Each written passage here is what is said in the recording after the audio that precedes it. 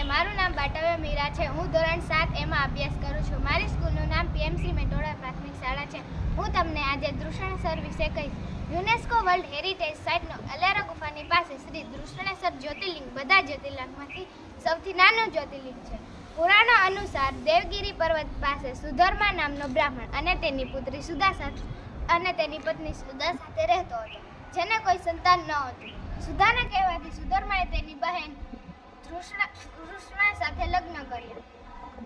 શિવ ભક્તિ ઘૃષ્ણાની પૂજા કરવાથી તેને પુત્ર પ્રાપ્ત થયો, પરંતુ પાછળથી ઈર્ષાથી સુધાએ ઘૃષ્ણાના પુત્રની હત્યા કરી નાખી અને તેનું શરીર તળાવમાં ફેંકી દીધું.